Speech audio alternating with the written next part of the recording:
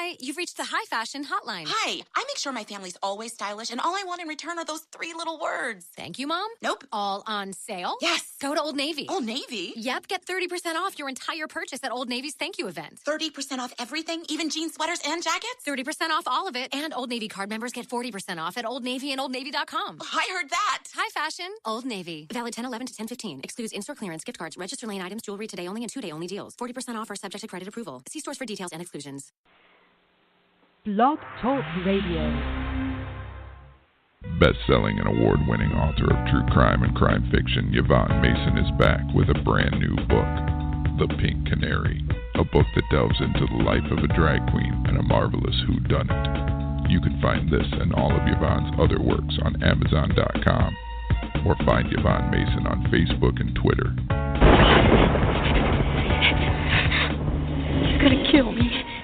Buy your copy of Pink Canary now.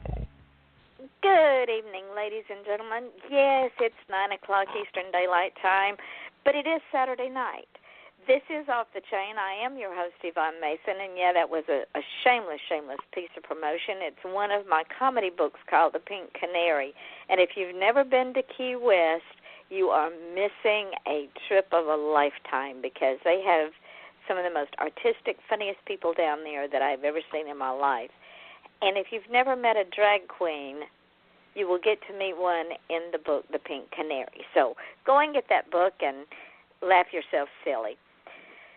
Tonight, I am so excited because I have a fellow Southern sister as my guest. She's from Corinth, Mississippi. But before I introduce her, I have to tell y'all something that is just,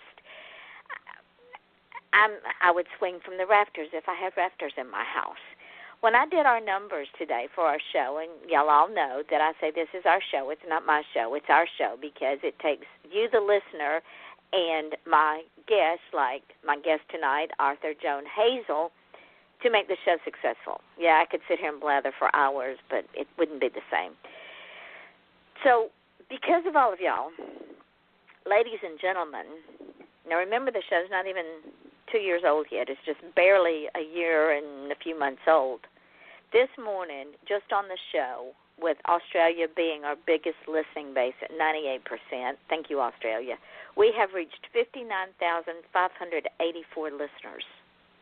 We are only 416 listens away from 60,000 listen base.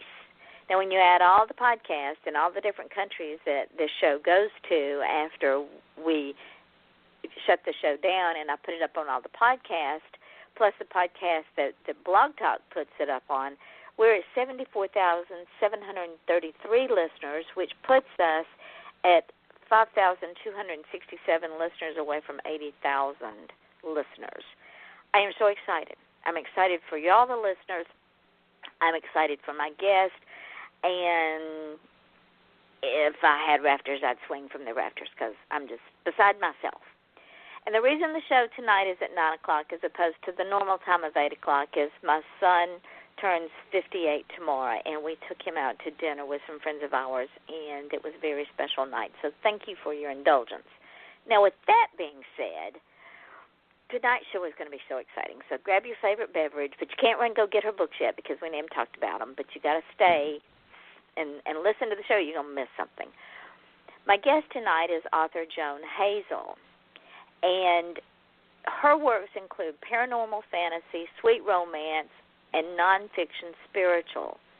She is a sought-after vocal coach, and technician who still enjoys working with students to achieve the best vocal quality that they can. She has been a featured vocal coach at the 2012 and 2014 International Community Theater Festival in Venice, Florida. She will return there again next year. In addition to that, her artistic work, she is a Reiki master and a psychic intuitive. And y'all all know that this is right up my alley because she and I both are empaths and have this sixth sense, so we're going to have fun talking about that. She currently resides in DeLand, Florida, with her husband and her 2 dogs, Izzy and Ellie, and they are cute as bugs. And on top of that, she's from Corinth, Mississippi. That's where she was born and raised. And like I said, she is a fellow Sister Southerner. Welcome, Joan. I am so glad you're here. Thank you. I'm excited to be here. Well, before the show, we just got all kinds of things going on. And before we get to them, I have to tease the listeners with how in the world did you get from Corinth, Mississippi to DeLand, Florida? Oh, geez. Let's see. Quickly, I met my husband in Corinth. He was an Alabama boy. In fact, he's in there yelling "Roll Tide" because he's watching the game. So we kind of moved around. He's in college athletics. We ended up in Meridian, Mississippi, then Hattiesburg, Mississippi. Then he went to work for Marshall University, so we went to West Virginia. I went to North Carolina during his time in West Virginia and worked on finished my master's degree, got my master's. We moved back to Alabama, North Alabama, then back to South Alabama in Troy. And then he got the position at Stetson University, and here we are. Gracious me. Now, ladies and gentlemen, I have to tell you something about this wonderful, wonderful woman. She not only got her master's, she got a double master's in music and business. And before the show, we were talking about that, how it makes perfect sense, because they're both analytical. They both deal with numbers and letters. What in the world made you do a double major in business and music? Well, my undergrad was a double major in business and music. My master's was a major in performance and pedagogy. So, and what is pedagogy? Pedagogy is basically the teaching theories of and the teaching. Basically, when you finish pedagogy, you can teach teachers how to teach. Wow, we need you, especially down here in Port St. Lucie. We need you in these schools. If you're teaching music, I'm right there. Oh my! Well, in all of you growing up, because your father was a Pentecostal minister as well as a farmer, and your mother had such a love for nature and the interconnectedness of us all. Sounds like she was pretty much an empath too. Yeah. How did that start you on your path of the love of the arts? Because you love the arts, writing, music, all of that. It was my mother's mother who did it. My grandmother Britton. That was my mother's mother. And she played, if it was an instrument, stringed or keyboard, tambourine, drum, it didn't matter. She played any instrument, never took a lesson in her life. It was all by rote, all by ear, self-taught musician. And my earliest memories was sitting on a bed with her bed, and singing hymns. Wow. And so I think I was singing before I could speak, to be honest. That is amazing. Yeah, she had a huge influence on me because they lived 300 feet from my house. You know, I could walk to Mama and Papa's house. And probably did on a regular basis. Yeah, Mom would lose me. And I would, the funniest thing, and I'll tell a story on myself, is my mother, she didn't realize I was about 2 years old, maybe. I still had a bottle and still in a diaper, so I had to be 2, walking. And I knew where their house was, and I guess Mom was busy, and I took my bottle in my diaper and walked to Mama and Papa to get some milk. That is too funny. And they called her and said, "Your baby's here," you know. Well, you knew where the milk was. I knew Mama would take care of it. Exactly. You know, so you just waddled your little cell phone over there. I sure did. That is so cute. I just pranced myself right down the path and went over to Mama and Papa's and, said here. And, of course, then you could do it because you were in the confines of the family farm, so it wasn't too far. You couldn't go and get lost. And before the show, we also talked about our little Southern saying. Now, ladies and gentlemen, those of you who know me know that I am born and bred in Georgia. I've lived in Florida for 12 years. You can take me out of the state of Georgia, but you cannot take the state of Georgia out of me. And like Joan, I was brought up by some old Southern women. And probably like Joan's grandmother, if old Southern women needed to insult somebody, they didn't, because you just didn't do that, because that wasn't ladylike, but they would say, bless your heart, or bless her heart, or bless his heart. And depending on the context of the conversation, it was an insult or it was a what's the word I'm looking for? Sympathy. Mm-hmm. So tell them about what happened out west when you went out there. Oh, yeah, I have a friend who lives out west, and I don't really remember what happened, but it was one of those situations where it was really a bless your heart moment, like the Southern bless your heart. And I think it was a waiter. And I went, oh, yeah, well, just bless your heart. And my friend, you know, he left, and my friend goes, that's so sweet you said that. And I went, no, not really. And she goes, what do you mean? And I explained to her that it really just meant, you know, you're just so special. You just, you know, honey, you're so special. You just want to pinch them, kind of. You just can't help it, bless his heart. He just really can't. He just can't. He just couldn't. You know, he could not help himself. And so I explained to her it really was not a compliment, and I really didn't mean I wanted to bless him. And she's like, we don't, but when we say that, we mean it. And I'm like, well, you're not from the South. Well, we mean it too, but not necessarily in that way. Yeah, and you know, and I hate saying it, but it's also like sometimes when I hate saying this, and some people are just going to probably scream at me, but it's like when you see a baby, and this is a Southern thing too that I grew up with, and they're just not the prettiest baby you've ever seen. So you can't really say, oh, they're so. You will say, oh, bless his heart, or he's so precious. He's just precious. Precious baby. He's so precious, just precious. You know, so.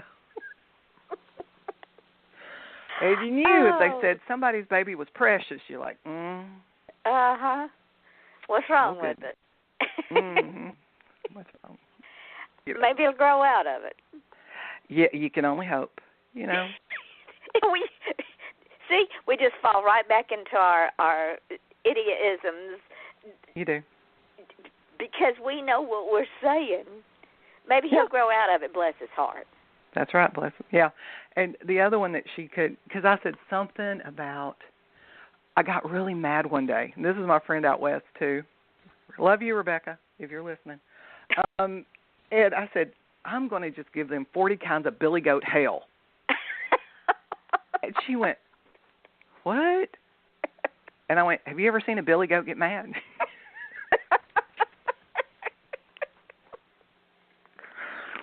Yeah. Oh God, I miss Georgia sometimes. No, you do. When you're out of it, you miss it because some things get said, and you're just like, oh my gosh. It brings back all kinds of memories. It brings back the culture that I grew up in and you grew up in. Mhm. And we understood each other in that culture. Oh yeah. Some people look at me like I have two heads when I say things like, look, you don't want to see ugly because when you see ugly, I don't even like ugly. Mm-hmm. But if she comes out, it's not my fault. No, and I know exactly what you mean. Don't make me come over there. Don't. That's another one. Don't make me come over there. Don't make me come over there. Because and the one that I taught my girls and my son when they were growing up, because now they say, uh-oh, because when Mama says not no but hell no. Oh, yeah. Somebody's in deep trouble. I was telling somebody if a Southern woman, because they were talking about if a Southern woman says hell no, it's not good. And I said, yeah, but there are degrees. It depends. Because it depends upon how long the word hell is. Yep. Because if it's, oh, hell no, it's okay. But if it's, oh, hell no, however long that hell lasts, it's more severe. Somebody's in deep doo-doo. Yeah, you just might as well leave. You're in big trouble. Just Life walk on as away. you currently now know it will cease to exist. Exactly. And if there's a pause between hell and no, just get in your car and go, because it's not going to be pretty. It's over. Yeah. So now that we've gotten these people educated in some more Southernisms, what in the world made you write? What makes any of us write? You got that little voice in the back of your head that goes, hey, I got a story. Come here. Come here. Why don't you put this down? Come on, I'll tell you something. That's right. And they always do it when you're in the shower. The oddest place is driving a car. Hey, I got a story for you. Yeah, okay. I think I always did. I always told stories. I always made up stories because I grew up by myself mostly because I'm on a farm out in the middle of, because we moved from Memphis. I was born in Memphis, Tennessee, and we moved from Memphis to a little place called Selmer, Tennessee, which is in McNairy County. And I was out in the middle of nowhere, basically. At least it seemed it. And so it was me and the cows and the dogs and the chickens and the ducks. And so I would spend a lot of time just making up stories inside my head and, pretending I'm a pirate and all this and jumping out of the tree. And the same grandmother who taught me how to sing had that wonderful tradition of storytelling, and she loved to scare the snot out of you. So it was her goal in life to see if she could scare the bejesus out of me 90% of the time, and it just made her happy. Yeah. Oh, she would just get a kick out of it, and she would tell me these stories about ghosts and shapeshifters and the woman who could turn into the panther and the grave robbers and all this stuff from when she was a child growing up in around Savannah and Adamsville, Tennessee, in the woods out there. And so I just think I got my love for that, and I started just making all these stories up. And the earliest story I can remember writing, and I still have it, I was 12 years old. Wow. And I still have that story. You should publish it. Oh, no. It's not publishable, but you could rework it. Well, I guess I could. And it was sci-fi. It was seriously about it was about these two clans on two planets that were warring against each other, and the witches and how they used the witches and all this stuff. I still have it.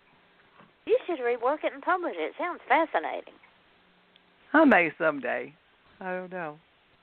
I read it. I've read it a couple of times and went, that's not bad for 12. And then I put it back. Your grandmother would tell you to publish it. Oh, yeah, she probably would. I would love her. I know I would love her because she is probably full of mischief as the day is long. Oh, my God, she was. And I miss her and my grandfather tremendously because she was, the best way to say it's piss and vinegar. Mm-hmm. And my papa was very quiet, very solemn, very, yeah. He would just sit on the porch and rock once he was done, doing it, because he was a farmer too, and he would just sit on the porch and rock, and she would just be, giving it heck, and he would go, mm-hmm.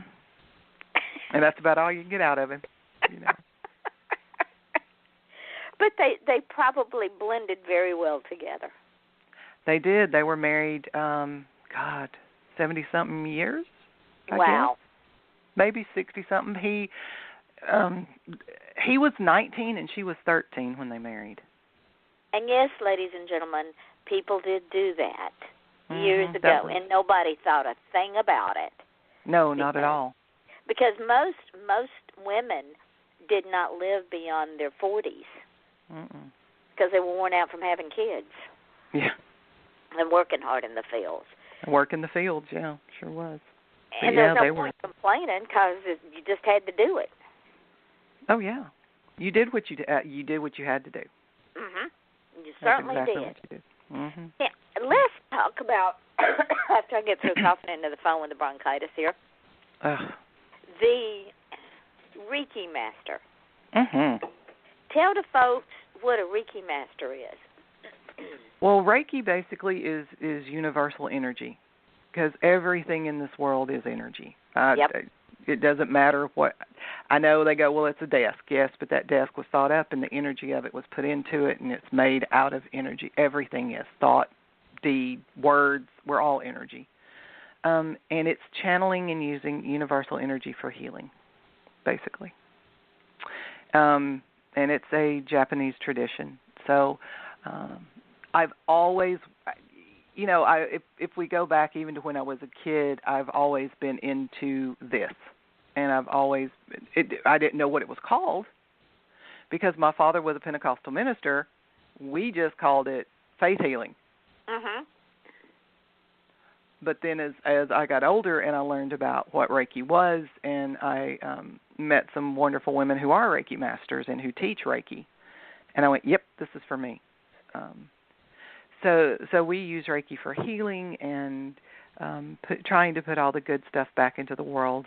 And it's the beautiful thing about it is I don't have to be in a room with you because once again it's all energy.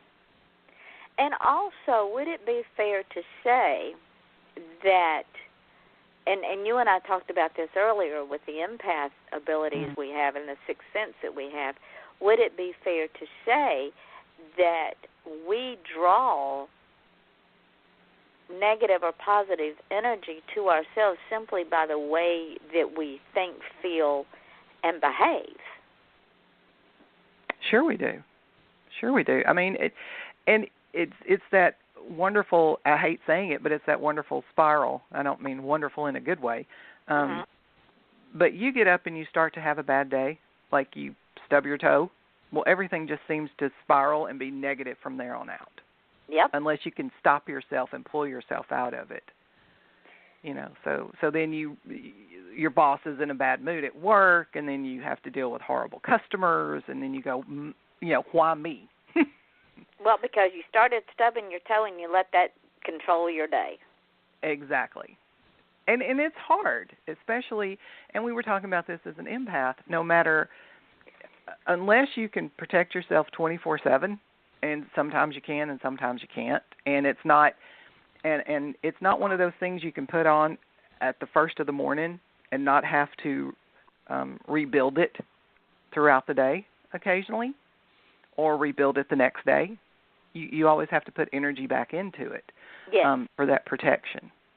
And it's work. It can be, yeah. It's a lot of work, especially like we were talking about earlier. If you're in a crowd or in a room full of people, or because sometimes even in a grocery store. Oh yeah.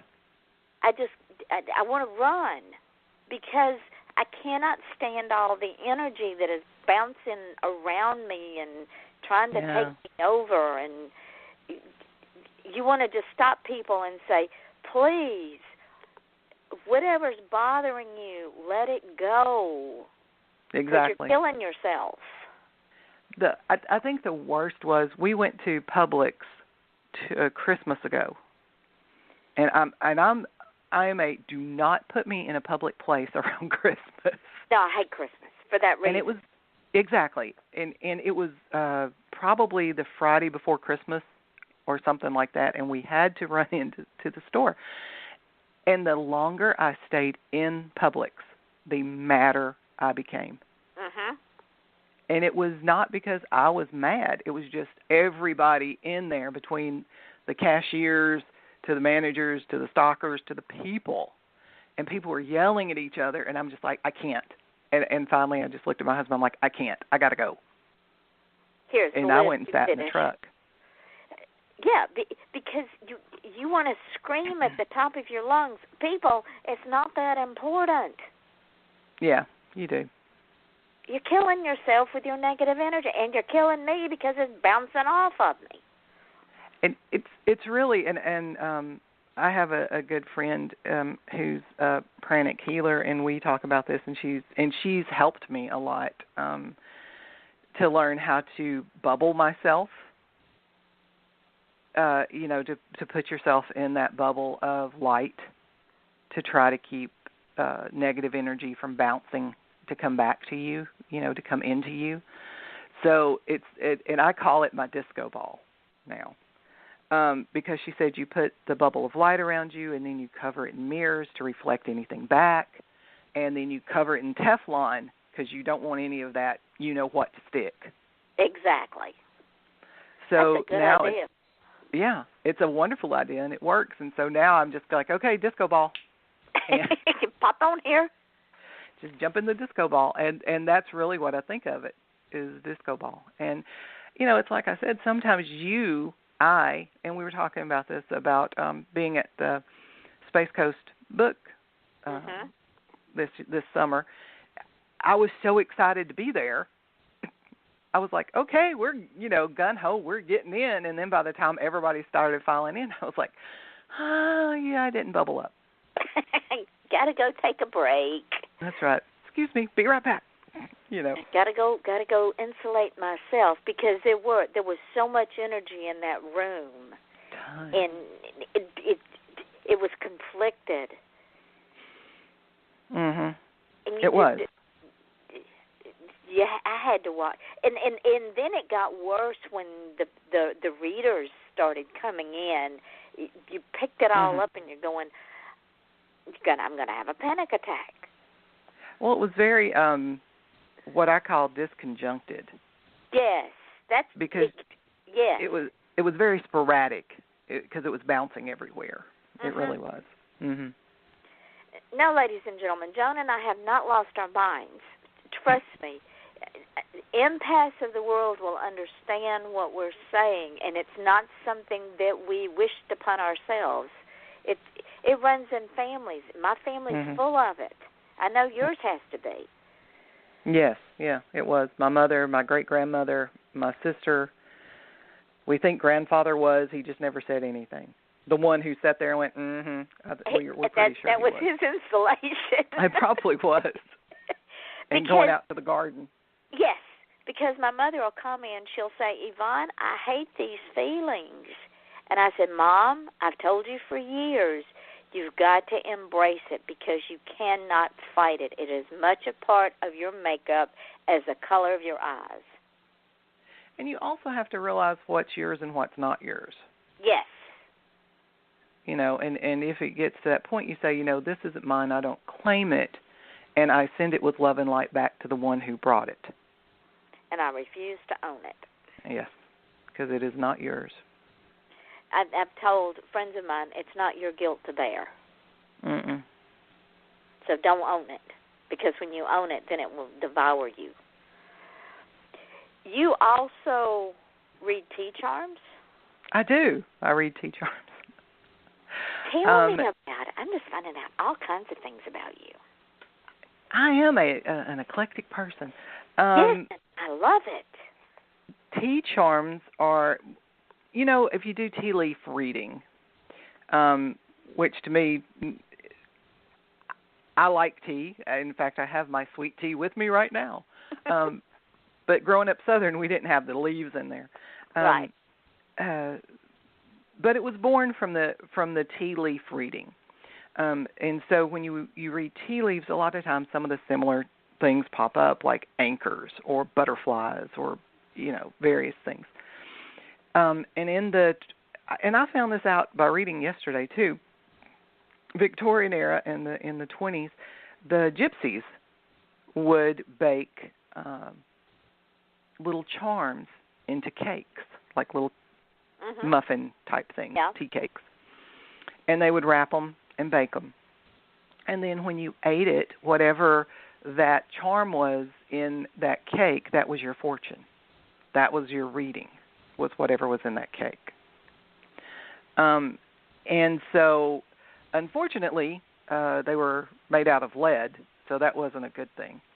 And luckily, they stopped baking them in cakes and started just reading them. So this was born from that tradition of the little charms in the cakes. And I have charts, and this wonderful woman, speaking of Australia, she's in Australia, and she came up with this, and she started putting out these sets of tea charms. And she makes these beautiful charts. And so you spread the tea charms on this chart, and you read how they lay and on the questions that they fall on and what each one means, and if they're next to each other, does it, how they relate to each other. And you go through it like that, and you can do everything. My charts run everything from love and career to how am I stuck, why am I stuck, Interesting. Can I get out of my way? Most of us can't, because most of us are not. Well, because most of us are not intuitive to our inner being. We're so busy being outward that we forget how to go inward. Well, and we also, some of us are stubborn. Oh, that's true.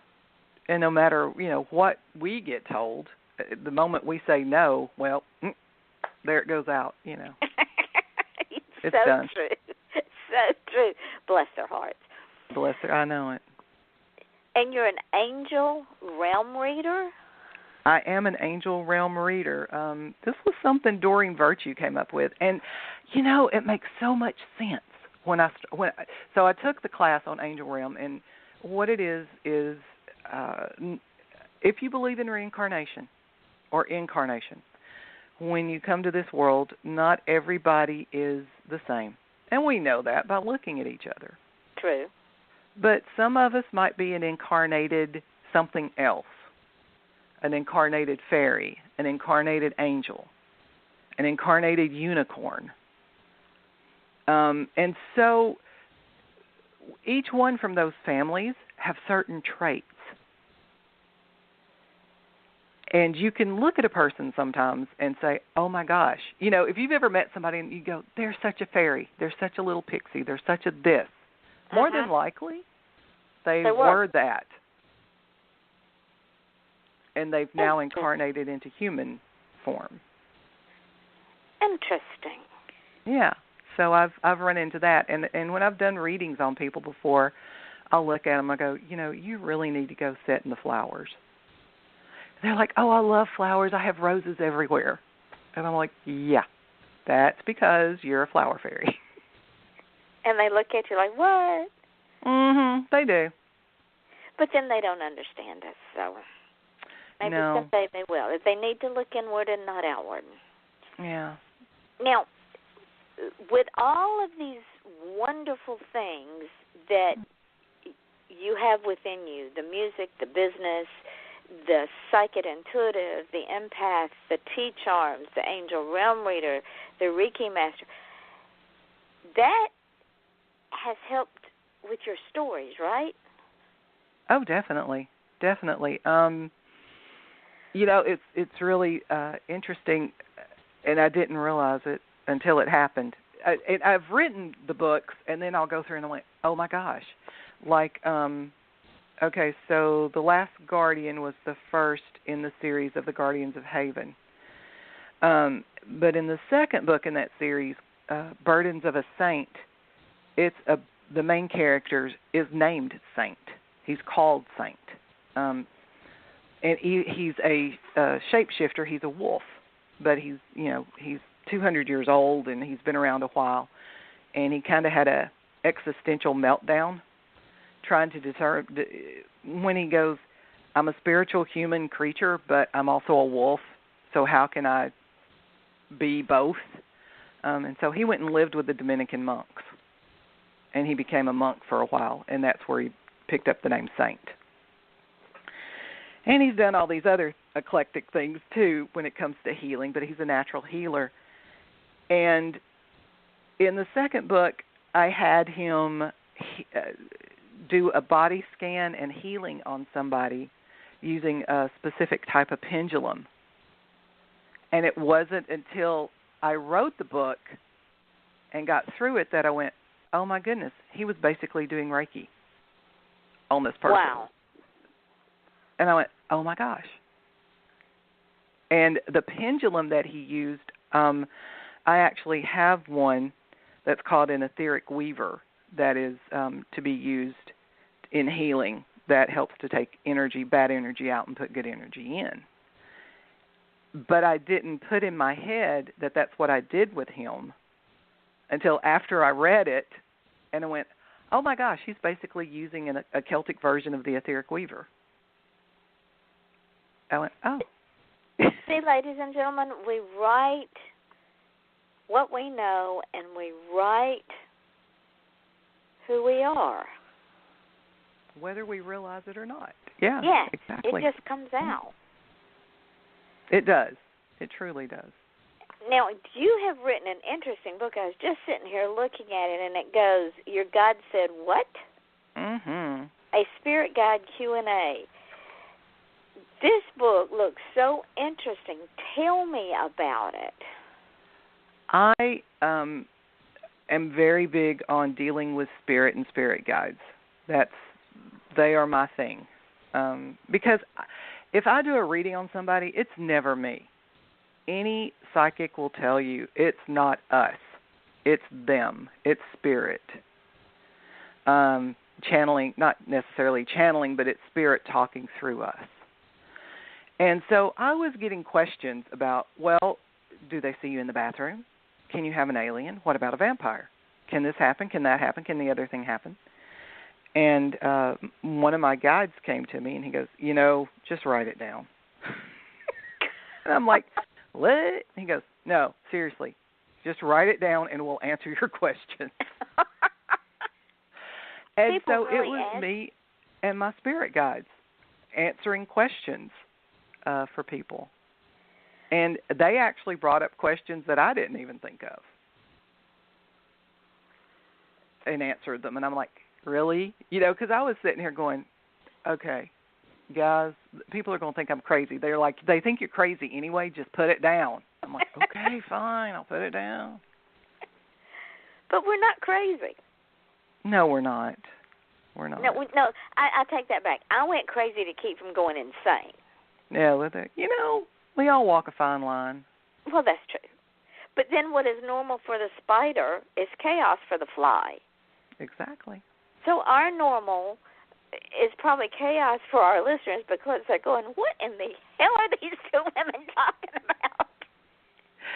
And then maybe there's somebody who goes, oh, my gosh, now I understand. I get it. It's a light bulb. Exactly. The light bulb thing over the head. Now I know that I'm not crazy and I'm not insane. I just have all of these things within me that now I know what I can do with them. And I think for all of us there is that moment of, oh my heavens, am I a nut? Am I a Fruit Loop? I hear, and for me, this is where everybody's going to start clicking off now. So when I hear, because I do hear things, I do hear them talk to me. And the first time I was like, who, what? And so you're sitting there going, well, what was that? What? And you look around going, excuse me, what? We have a caller. Let's see what they want. Okay.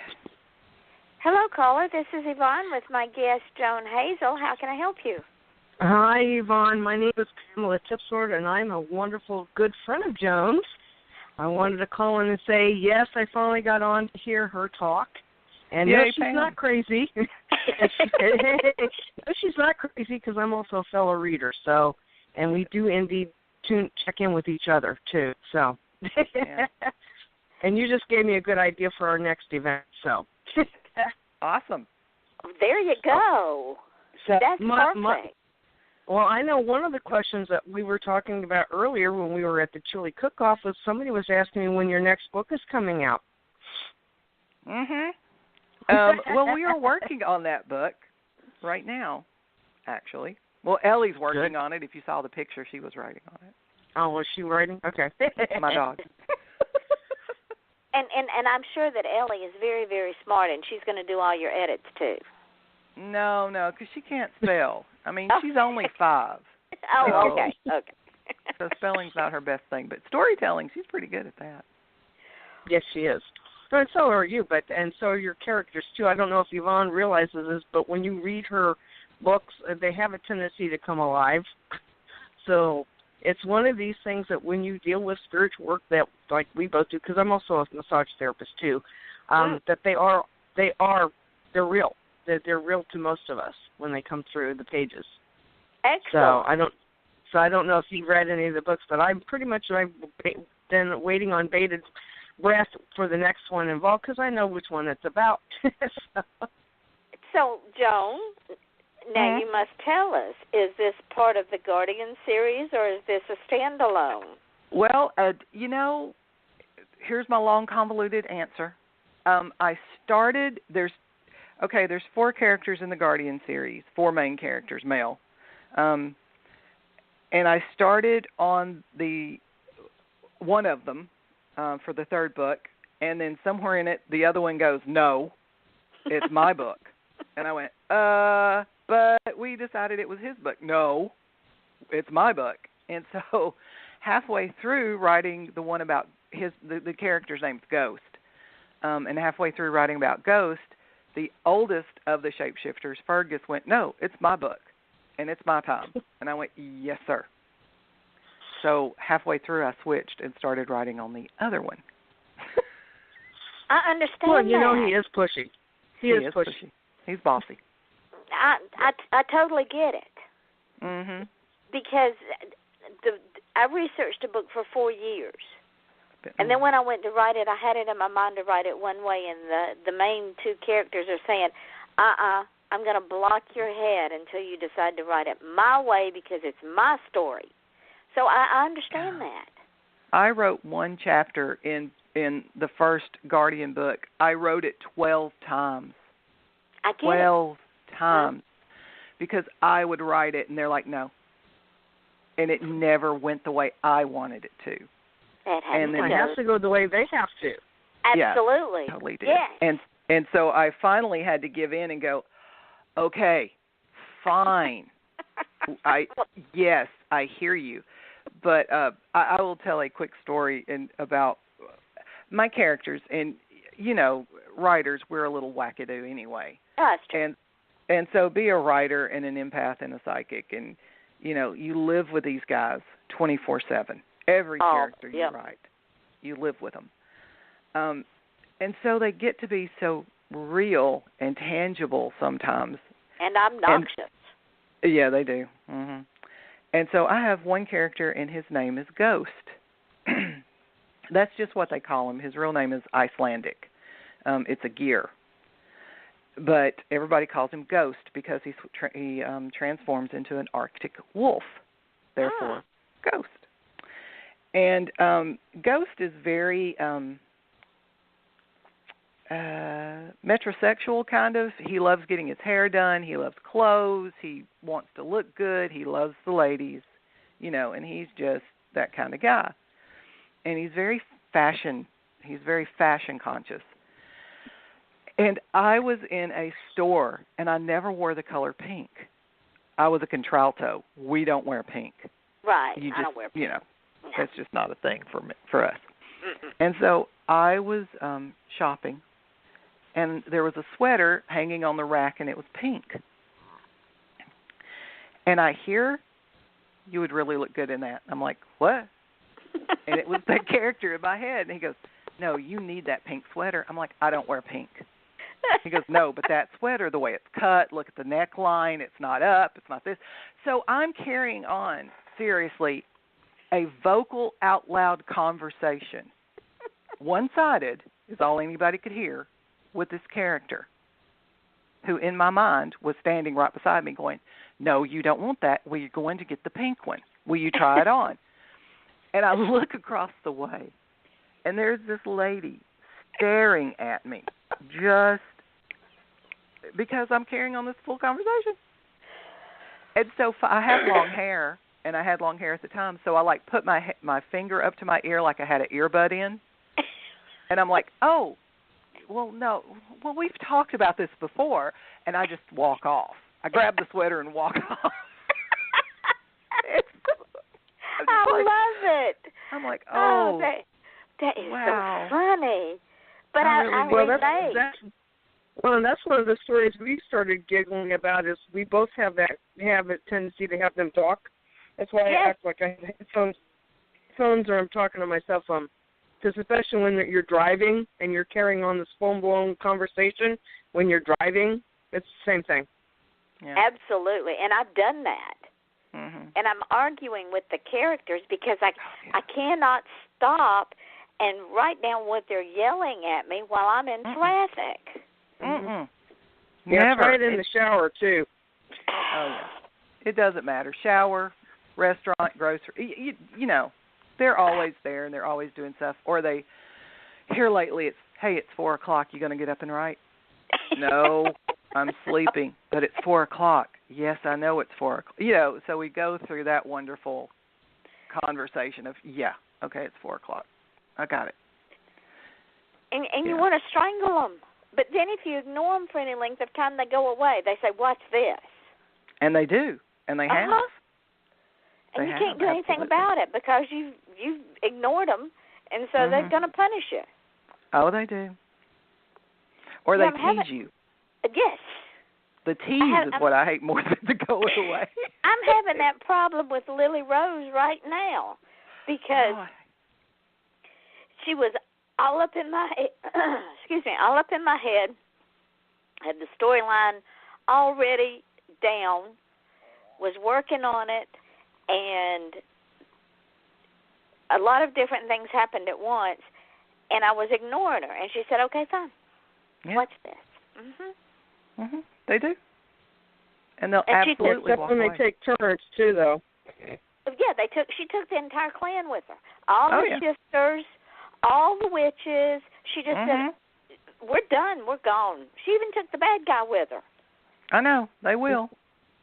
They'll go radio silent, and it's just like, excuse me, where are you? Hey, hello? Share the story. Hey, Joan, share the story when they went maneuvers. When you were asking them for the latest saga, and they went, we're on maneuvers. Oh, yeah, because they're commando. They're commandos, basically. And so I was like, guys, I got time. Let's do this. You know, and you're sitting there, and I'm like, where are you? What are you doing? Where are you? And finally I get a message from them going, hey, we're on maneuvers. We're radio silent. We can't talk to you right now. We'll tell you when we get back from wherever we are. And I'm like, what do you mean you're on maneuvers? What the, you know. Like, I get it. And prior to that, they were on her every single day. Why aren't you writing? Oh, yeah. We need you to write this in. She goes, but I can't write. I'm like in the shower. I'm driving. I'm at work. But they don't care. And then, we're on maneuvers. Bye. I know. They tell me they're on maneuvers. I'm like, for real? How are y'all on maneuvers? We've got stuff to do. I'm like, okay.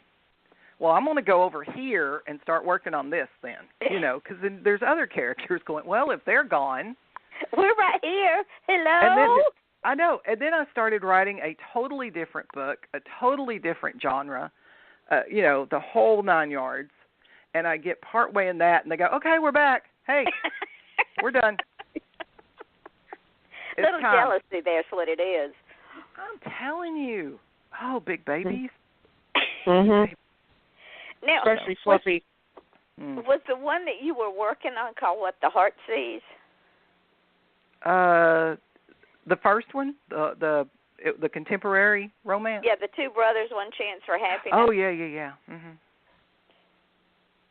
Now, ladies and gentlemen, she's gone from shapeshifters to two brothers and a ranch, And what the heart sees goes like this. David McAfee placed his own dreams on hold to run the family farm. See, she's writing what she knows. She knows about a farm. Thanks to him, his younger brother Aaron was able to attend medical school, and soon after, one of the most sought-after cardiologists in all of Montgomery. Best connections are everything Aaron needs in a wife, but she's too curvy, too lush, not the wispy socialite a doctor of his status should have on his arm. But he is willing to overlook her unfashionably curvaceous silhouette if it means getting his way, just like a man. Aaron is everything Beth should desire in a husband, but her relationship with him often leaves her confused and disappointed. Where is the passion she knows must lie beneath the surface, and where is the fulfillment she craves? A weekend trip to the farm changes everything. Plans are made, and as usual, plans go awry. Someone is bound to get hurt. Mm-hmm. So, see, ladies and gentlemen, Joan is as eclectic a writer as I am. It's one of the things I've just fallen in love with this woman with, because she writes it all, from shapeshifters to a cardiologist and his farm brother and a woman in between. And once again, when you're talking about go with what you know, or we write what we know, I grew up on a cotton farm. And that's what this is about. It's a cotton farm, but it's in Mississippi, Alabama instead of Tennessee, because we lived in Troy, Alabama, and I taught music at Enterprise Ozark Community College, and it was a 40-mile drive from our house in Troy. But when I would drive, it was in the country, and I would pass cotton farm after cotton farm after cotton farm. And I love watching cotton grow. It's beautiful. Cotton flowers are gorgeous, you know. And that's where that came from, is watching all those cotton farms and being from a farm. And also being a curvy girl. I'm not a little child. I'm not little.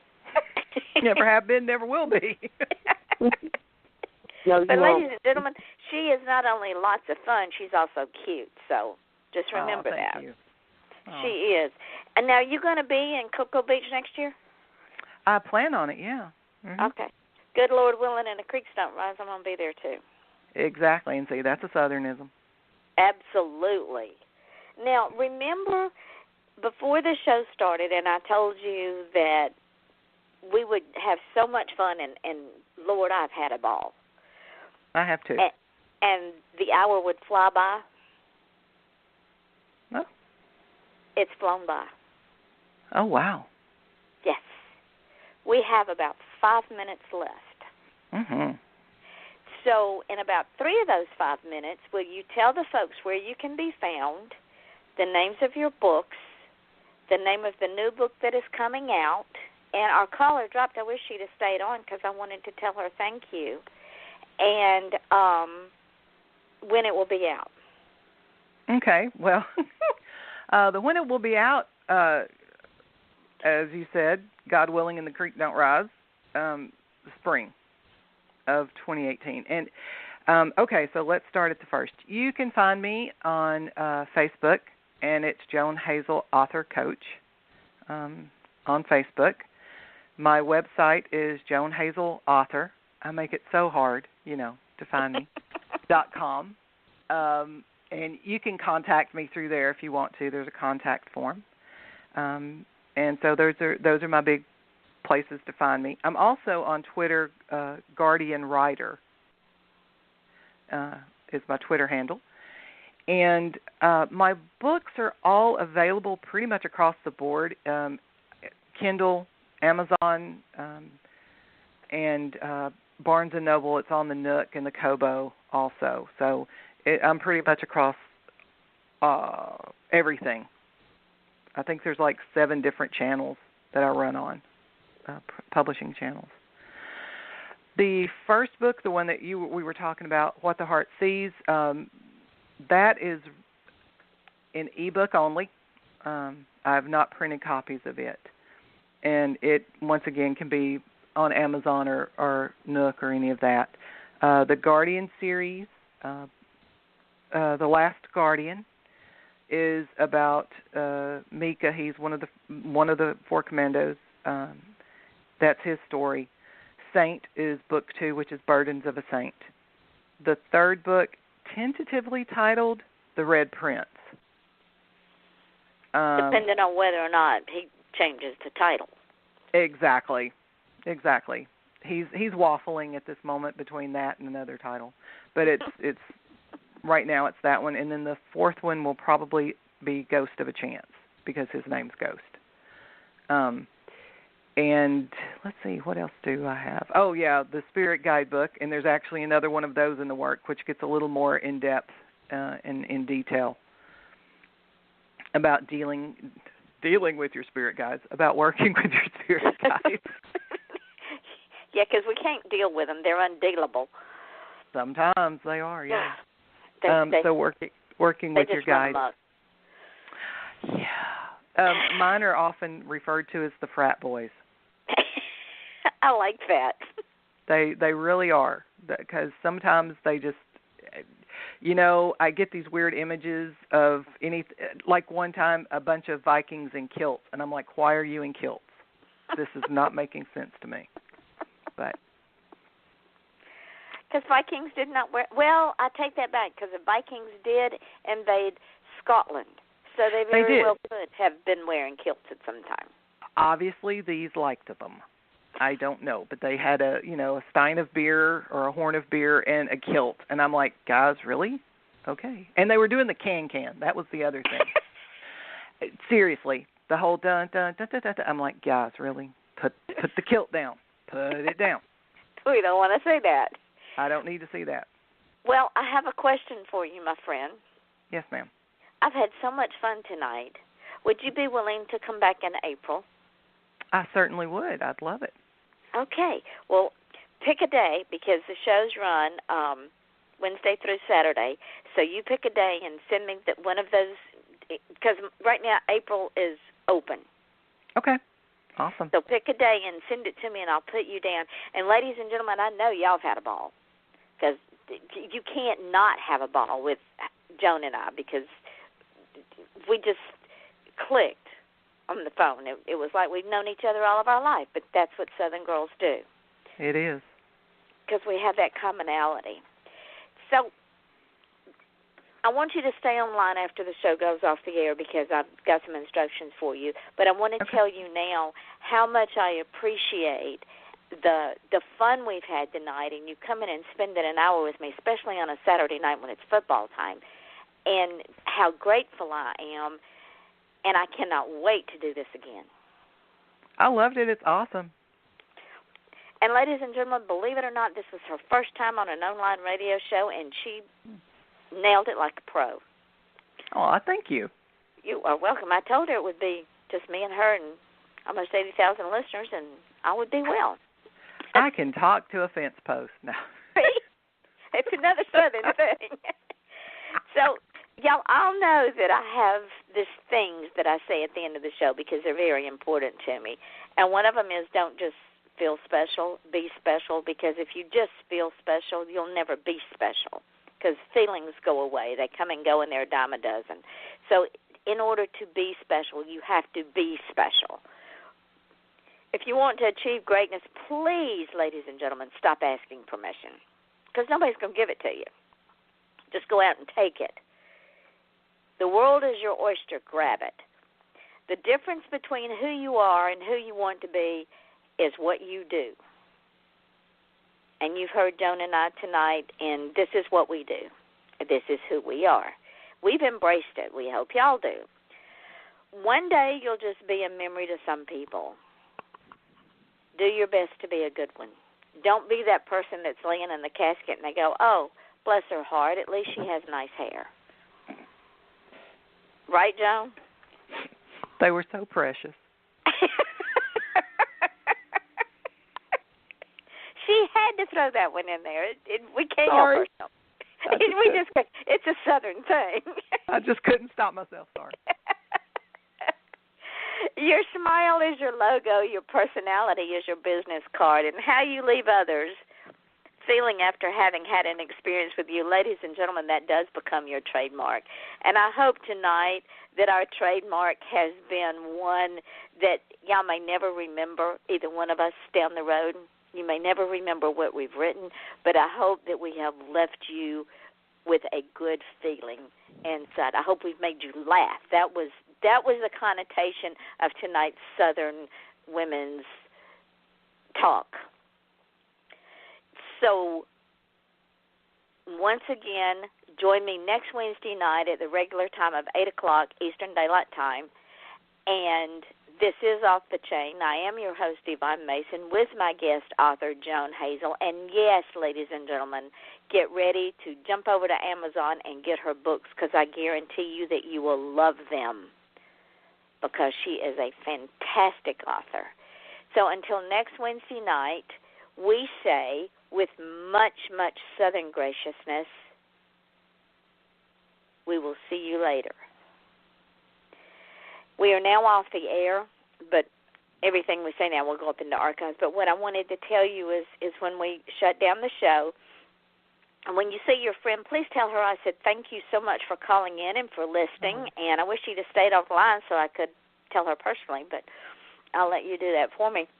Okay. But when we go off the air, the show will go up into archives. When it goes into archives, I'm going to put the link on my page, and I'm going to tag you in it. Take that link and put it everywhere. Okay. Because that's one of my gifts to you. The other of my gifts to you is tomorrow I'm going to put the show up on 5 podcasts: SoundCloud, Mixcloud, Spreaker, Podcast.com, and Podcast Garden. I will send you those links as well. I'll put them up on my page and tag you in them. Use those links. Send them to everybody you know. Okay. The show is also heard on iTunes, FM.com, TuneIn Radio, and YouTube. Wow. That's how we get 80,000 listeners in over 70 countries. I think that's awesome. I was listening to your numbers. I was like, oh, my gosh, because I've listened to them grow every week. Mm-hmm. And that's fantastic. It's all because of y'all. And it's such a humbling thing that when I go in to the stats the morning after the show and I see 900, 700, 500 just in one night. Mm-hmm. It's so humbling because y'all are getting heard in places you might never have been heard without this show. That's fantastic. I love it. So send me a date for April. Okay, I will. And let's do this again, and we'll find some more Southernisms to laugh about.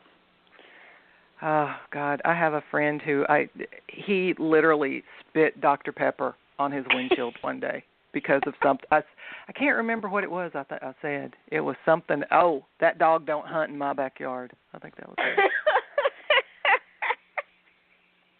And he absolutely spit Dr. Pepper on his windshield. And he's like, please stop doing that when I drink. But that dog don't hunt. That dog don't hunt. It just don't. I've said that and people are going, what? That was another one I had to explain to my Wichita friend. They don't understand that Southernism? No. It took her forever. I had to explain it like 4 or 5 times. When we were at supper tonight, I was talking to a friend of mine that just moved down here from South Carolina, and she's like me and you, true Southerner.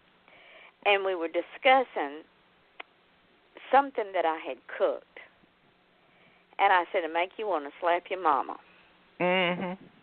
And everybody at the table broke up because they know me. And she said, yep, it will. Yep. So people going, what? Why would you want to slap your mama? I know. People think you actually, because I've had people do that. You slap your mom? I'm like, no. No, it's just a saying. It's that good. Yeah. They don't, I know. They don't get it. They don't get it. They don't. Well, I am going to leave you to go and watch the rest of the football game with your husband. I'm sure you're excited about that. He's probably flipping between 4 of them right now. Yeah, it sounds like my husband. I heard him yelling. He's a Gator fan, and I hope they're still winning. I'm a Georgia fan, and so we live in a house divided. Oh, yeah, you do. Yeah, especially when Georgia plays Florida. Yeah. Oh, yeah, because I don't dare shout for Georgia because it could cause a divorce or a murder, depending on what kind of mood I'm in. Depending on the day. Yeah, and my mood. You know. Yeah, exactly. How that plays out. Yeah. And pick a date. I'm serious. Pick a date because I want you to come back and we'll talk about your new books and Southernisms and being empathic and intuitive and trying to keep ourselves sane in an insane world. If we ever find that secret, we'll be rich. Absolutely. Hey, maybe we could bottle it. That'd be good. Have to think of a nifty title for it. That's something catchy. Well, think on these things. I will. All right, darling. I will see you later and send me a date. I'm serious as a heart attack. I will. I'll look at the calendar and see what's going on. Okay. It's another Southernism. And see, and that's right. That's like 2 months before the event in Cocoa, so that gets you even more exposure for that event. That's awesome. Thank you, ma'am. Okay. I loved it. I did, too. Talk to you later. Bye. Bye-bye.